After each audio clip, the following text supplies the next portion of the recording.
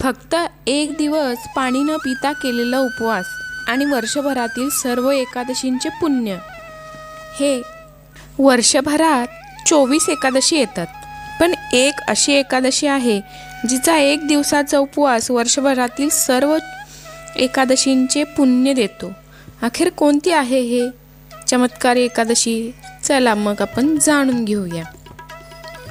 तर मित्रांनो, तुम्हाला असं सांगितलं की फक्त एक दिवस पाणी न पिता केलेला उपवास आणि त्यासाठी तुम्हाला वर्षभरातील सर्व एकादशींचे पुण्य मिळेल, असे जर तुम्हाला सांगितले तर का म्हणतात निर्जला एकादशीला सर्वात कठीण आणि सर्वात श्रेष्ठ एकादशी? आणि या दिवशी कोणत्या चुका टाळल्या पाहिजेत?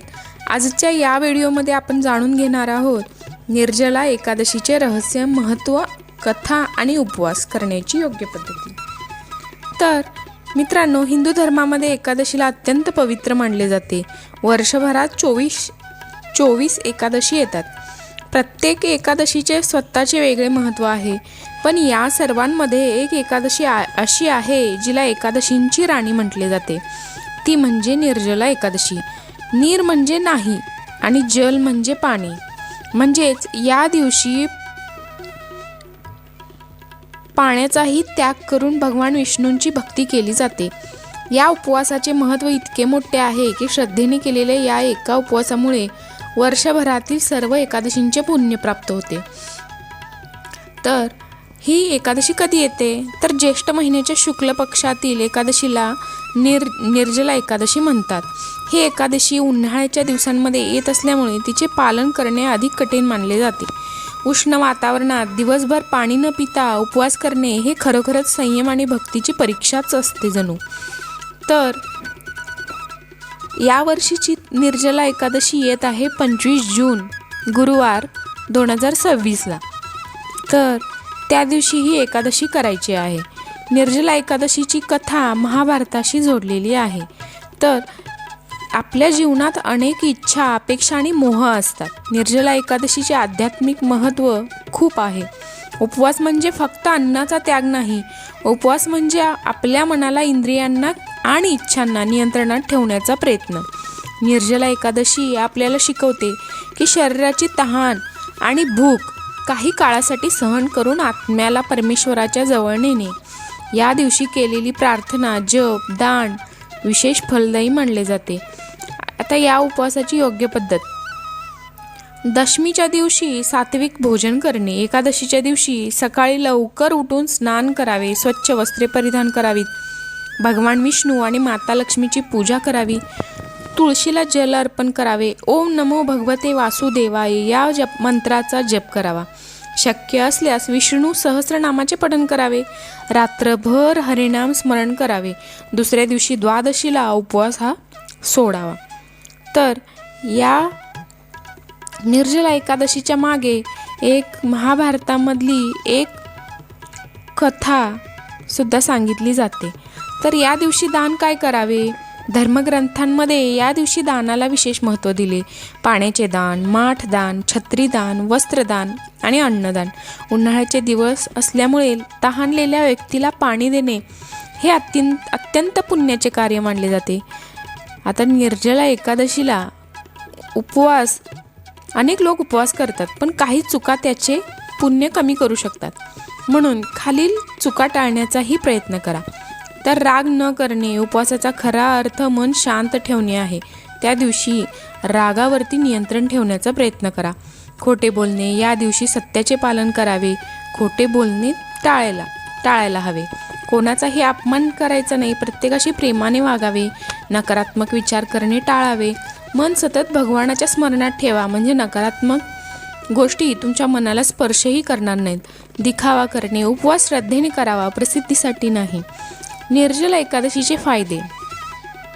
तर धार्मिक मान्यतेनुसार खालील काही एकादशीचे फायदेही सांगितले जातात. तर काय आहेत ते? पापांचे क्षालन होते, भगवान विष्णूंची कृपा होते, मनाला शांती मिळते, कुटुंबात सुख समृद्धी वाढते, आध्यात्मिक प्रगती होते. सर्व एकादशींचे पुण्य या एकादशीच्या उपवासाने प्राप्त होते. आजकालच्या निर्जला एकादशीचे महत्त्व. आज आपण सर्वजण धावपळीच्या जीवनात अडकलेलो आहोत. मोबाईल, सोशल मीडिया, ताणतणाव, स्पर्धा या सगळ्यांमध्ये मनाला शांतता मिळणे कठीण झाले आहे. अशा वेळी निर्जला एकादशी आपल्याला थांबायला शिकवते, स्वतःकडे पाहायला शिकवते, आपल्या मनातील नकारात्मकता दूर करण्याची संधी देते. तर कल्पना करा, एका दिवसासाठी आपण आपल्या सर्व इच्छा बाजूला ठेवतो. भूक लागते, तहान लागते, पण तरीही आपण देवाच्या स्मरणात राहतो. हीच खरी भक्ती आणि ह्या भक्तीमुळेच आपण दिवसभर विना पाणी, विना अन्नाशिवाय आपण तो दिवस व्यतीत करू शकतो. देवाला आपल्या उपवासाची गरज नाही, त्यांना आपल्या श्रद्धेची गरज असते, आपल्या विश्वासाची गरज असते. जेव्हा भक्त मनापासून त्याचे स्मरण करतो तेव्हा देव नक्कीच त्याच्या जीवनात कृपेचा वर्षाव करतो. तर मित्रांनो, निर्जला एकादशी हा केवळ उपवास नाही, तो श्रद्धा, संयम, भक्ती आणि आत्मशुद्धीचा उत्सव आहे. जर आरोग्य चांगले असेल तर श्रद्धेने हा उपवास करा, परंतु ज्यांना आरोग्याच्या समस्या आहेत त्यांनी डॉक्टरांचा सल्ला घेऊनच उपवास करावा. भगवान विष्णूंची कृपा आपल्यावर सर्वांवर राहो. ओम नमो भगवते वासुदेवाय. तुम्हालाही यांची भगवान विष्णूंच्या कृपेची प्रचिती लवकरच येवो हीच त्यांच्या चरणी प्रार्थना. तुम्ही निर्जला एकादशीचा उपवास करता का? कमेंटमध्ये जय श्री विष्णू नक्की लिहा आणि उपवास करत असाल हो म्हणून टाईप करा. व्हिडिओ आवडला असेल तर लाईक करा, शेअर करा आणि मधुमंत्रा चॅनलला सबस्क्राईब करायला विसरू नका. निर्जला एकादशी ही महाभारतातील एका कथेशी निगडीत आहे असंही म्हटलं जातं आणि त्यामुळे तिला भीम एकादशी असंही म्हटलं जातं. तर मित्रांनो, निर्जला एकादशीची कथा महाभारत काळाशी जोडलेली आहे. पांडवांपैकी भीम हे सर्वात बलवान होते. त्यांच्याकडे हजारो हत्तींचे बळ होते, पण त्यांच्यात एक वेगळी गोष्ट होती. त्यांना खूप भूक लागत असते. असे म्हटले जाते की पोटात वृक नावाचा अग्नी होता. भीमाच्या पोटामध्ये वृक नावाचा एक अग्नी होता, त्यामुळे त्यांना वारंवार अन्नाची गरज भासत असे. माता कुंती, युधिष्ठिर, अर्जुन, नकुल, सहदेव आणि द्रौपदी हे सर्वजण प्रत्येक एकादशीला श्रद्धेने उपवास करत असत. पण भीमाला उपवास करणे अशक्य वाटत होते. एक दिवस भीम महर्षी व्यासमुनी यांच्याकडे गेले आणि म्हणाले, गुरुवर्य, माझे सर्व भाऊ आणि माता एकादशीचे व्रत करतात. मलाही भगवान विष्णूंची कृपा हवी आहे, पण मी भूक सहन करू शकत नाही. मला असा काही मार्ग सांगा ज्यामुळे मला सर्व एकादशींचे पुण्य मिळेल. व्यास मुनींनी काही क्षण विचार करून भीमाला सांगितले, हे भीमा, जर तुला सर्व एकादशींचे पुण्य हवे असेल तर ज्येष्ठ महिन्याच्या शुक्ल पक्षातील एकादशीला एक कठोर व्रत करावे लागेल. त्या दिवशी अन्न तर सोडायचेच, पण पाण्याचाही त्याग करायचा. हे ऐकून भीम आश्चर्यचकित झाले, कारण त्यांच्यासाठी अन्नाशिवाय राहणेच कठीण होते, तर पाण्याशिवाय राहणे आणखी कठीण. पण भगवान विष्णू यांची कृपा मिळवण्यासाठी त्यांनी निर्धार केला होता. एकादशीचा दिवस उजाडला. भीमांनी सकाळी स्नान केले, भगवान विष्णूंची पूजा केली आणि संपूर्ण दिवस अन्न व पाण्याचा त्याग करून भक्तिभावाने व्रत केले. दिवसभर त्यांना भूक आणि तहान जाणवत होती, पण त्यांनी हार मानली नाही. त्यांनी सतत भगवान विष्णूंचे नामस्मरण केले, सतत त्यांचा ध्यास घेतला.